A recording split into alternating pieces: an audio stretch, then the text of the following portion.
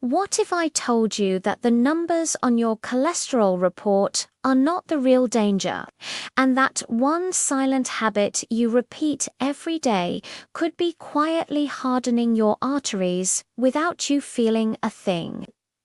A cardiac surgeon once explained that most heart attacks don't happen because cholesterol suddenly spikes overnight. They happen because cholesterol has been damaging the arteries slowly for years, while people believed they were doing all the right things. Imagine this. Two patients walk into a hospital with similar cholesterol numbers. One has clean, flexible arteries. The other has hidden plaque buildup, inflammation, and a much higher risk of a heart attack. Same numbers, very different outcomes.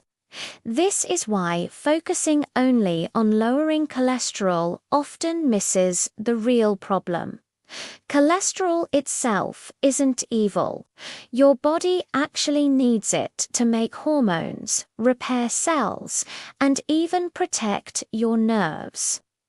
The real danger begins when cholesterol becomes damaged. When LDL particles are small, dense, and inflamed, they stick to artery walls more easily. That's when plaque forms, that's when blood flow slowly narrows, and that's when the heart starts paying the price. Here's the part most people never hear.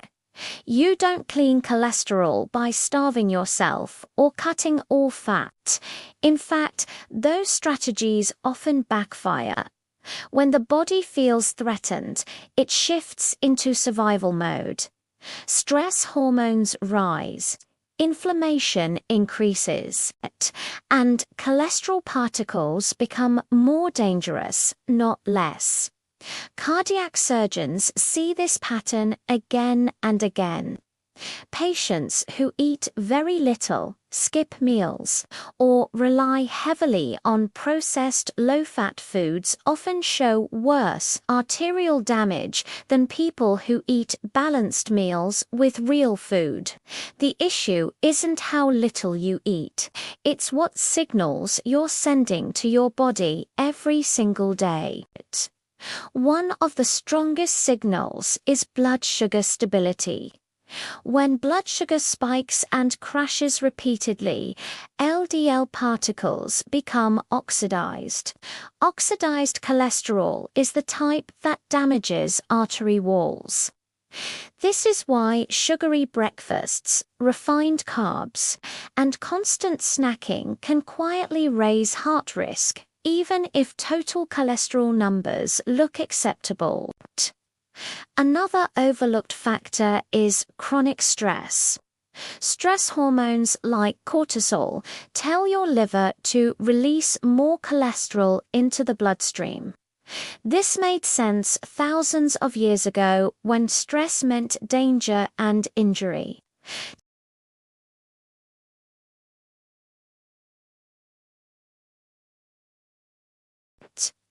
The body reacts the same way, flooding the blood with cholesterol, but without the physical release it was designed for.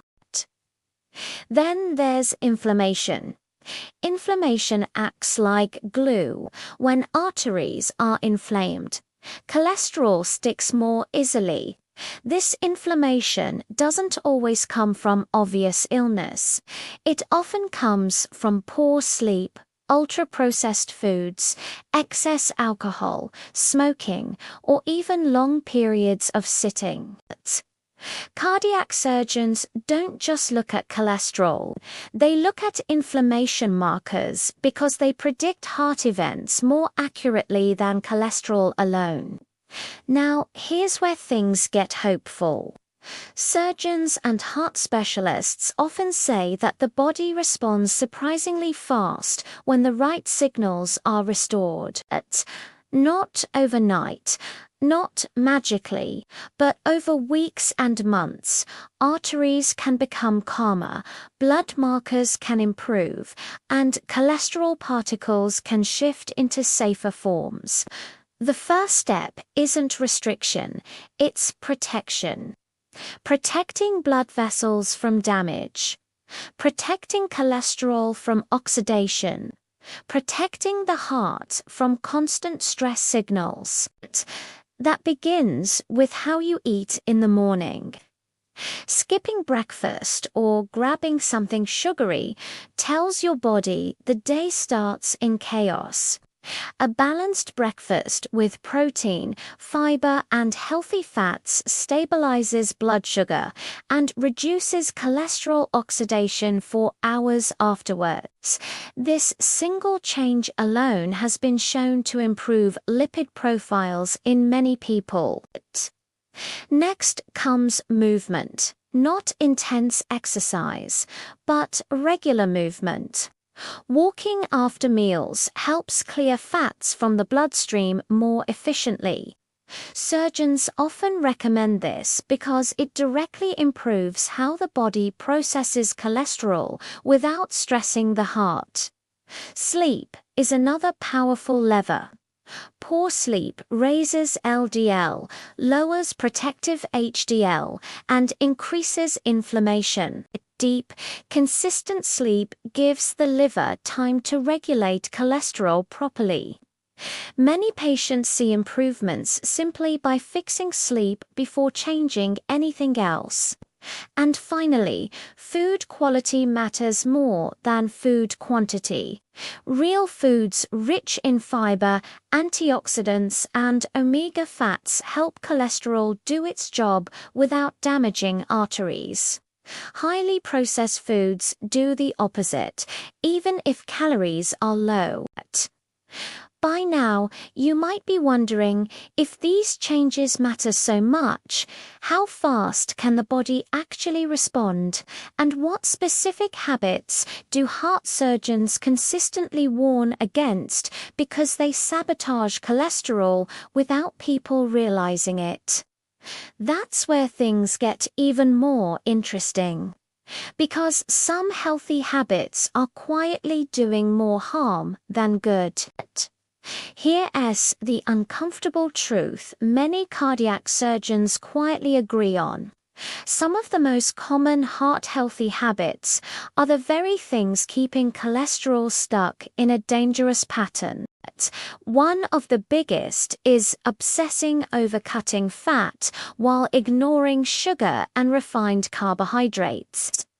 When fat is removed from foods, something has to replace it, and that's usually sugar or highly processed starch. These foods spike insulin, inflame blood vessels, and make LDL particles smaller and denser. Smaller LDL particles slip into artery walls more easily and stay there longer. So even if total cholesterol drops a little, artery damage can quietly increase. Another habit that backfires is constant snacking. Every time you eat, especially refined carbs, insulin rises. High insulin signals the liver to produce more cholesterol and triglycerides. When meals are spread all day without breaks, cholesterol metabolism never gets a chance to reset. Surgeons often see better improvements when patients eat fewer, balanced meals instead of grazing from morning to night. Then there's vegetable oils. This surprises many people. Oils like soybean, corn, and sunflower oil are everywhere, from packaged snacks to restaurant meals. These oils are high in omega-6 fats, which oxidize easily when heated. Oxidized fats increase inflammation and make cholesterol far more damaging to arteries. This doesn't mean fat is bad. It means unstable, highly processed fats are. Alcohol is another silent contributor. Even moderate drinking can raise triglycerides and promote fatty buildup in the liver, which interferes with cholesterol regulation. Many patients are shocked to learn that cutting back on alcohol alone can noticeably improve their lipid profile within weeks. But one of the most underestimated factors is sitting.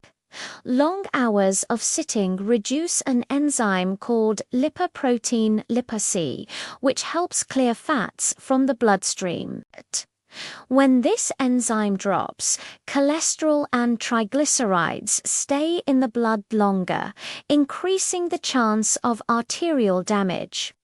This is why people who exercise but sit all day can still struggle with cholesterol issues. Now, let's talk about what actually helps clean cholesterol at the source. Fiber is one of the most powerful tools. Soluble fiber binds to cholesterol in the gut and helps remove it before it re-enters circulation. Foods like oats, beans, lentils, vegetables, and seeds don't just lower numbers. They reduce the amount of harmful cholesterol your body has to deal with in the first place. Protein also plays a role, especially when it replaces refined carbs. Adequate protein stabilizes blood sugar, reduces cravings, and lowers insulin spikes. This creates a calmer internal environment where cholesterol particles are less likely to become damaged. Healthy fats matter too. Omega-3 fats from fish, flaxseed, and walnuts reduce inflammation and help shift cholesterol toward larger, less harmful particles. Cardiac surgeons often emphasize that it's not about avoiding fat, but choosing fats that protect arteries instead of irritating them. Stress management is another piece people underestimate. Chronic stress keeps cortisol elevated, and cortisol tells the liver to pump out more cholesterol.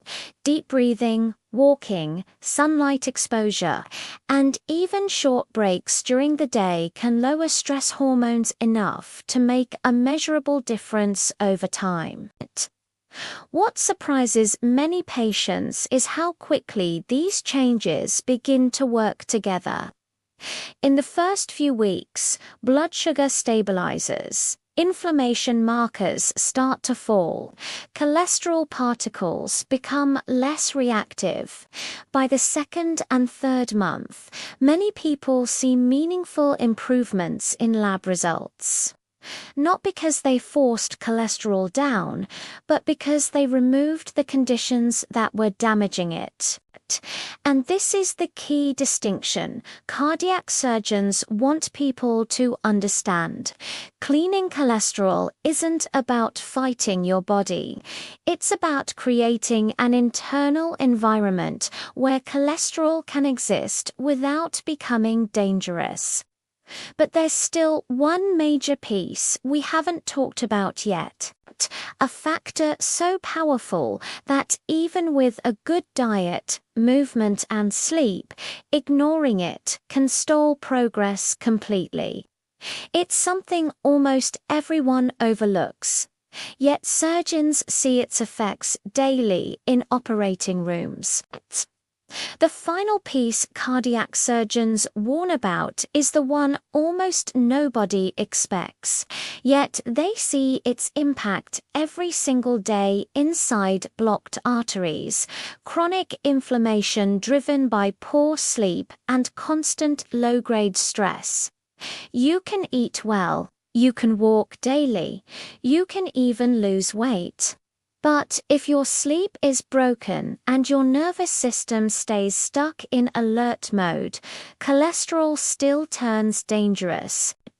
Here's why.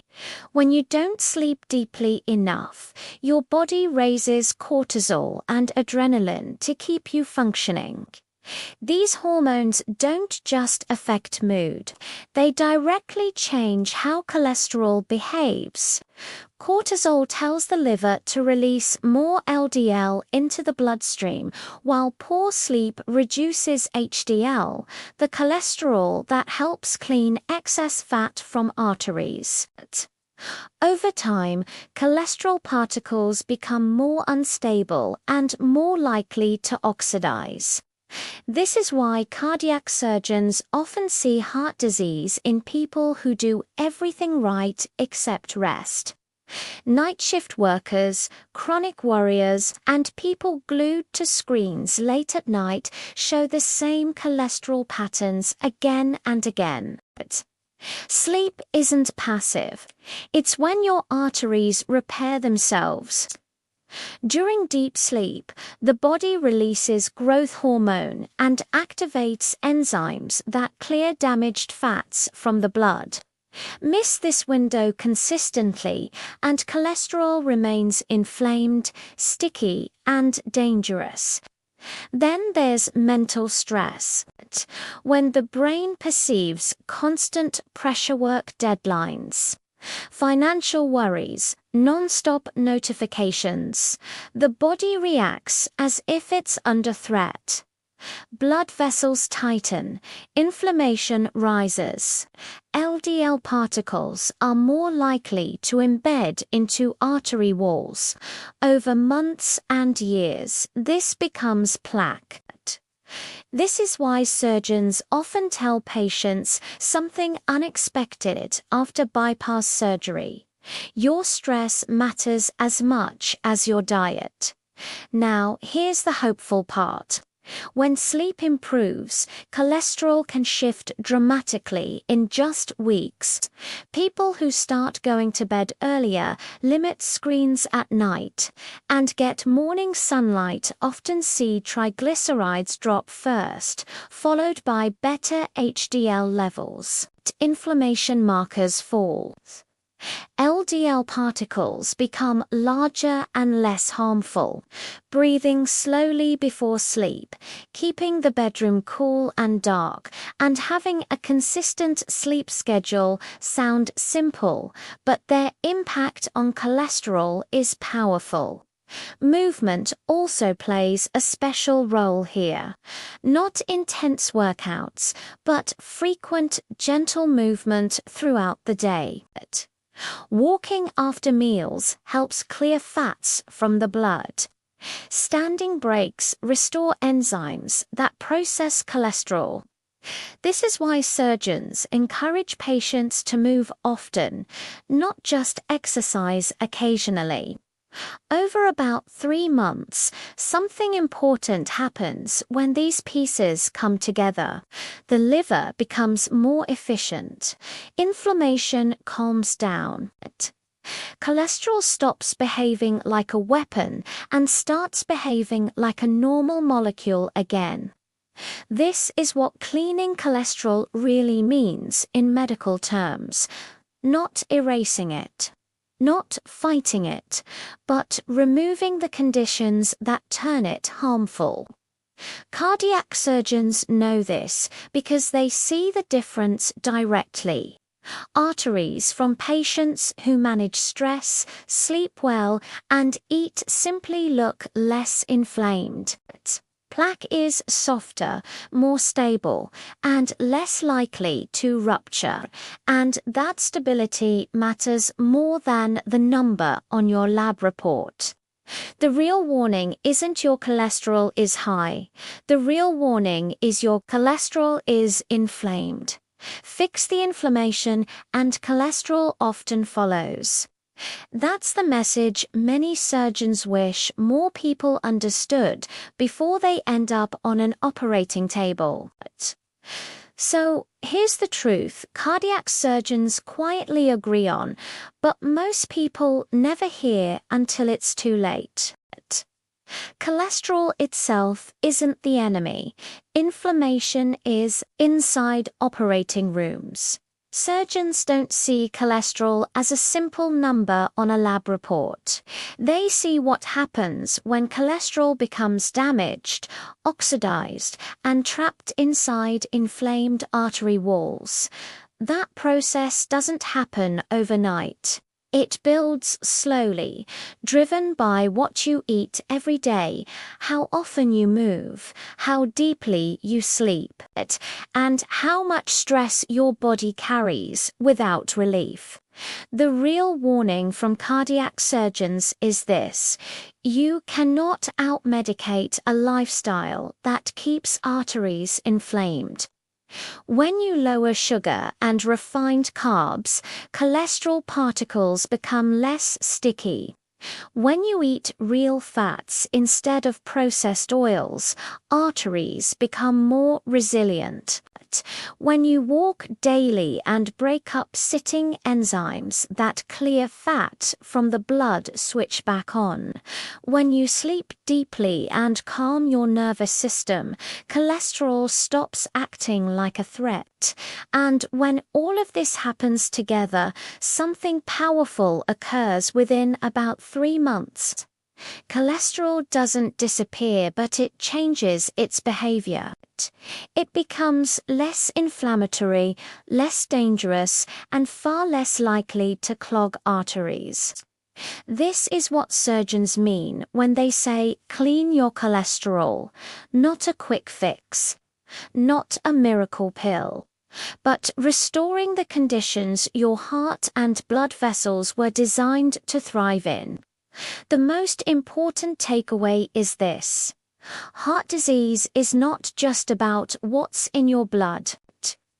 It's about the environment inside your body. Change that environment and you give your heart a fighting chance long before surgery is ever needed. That's the warning. And it's also the hope.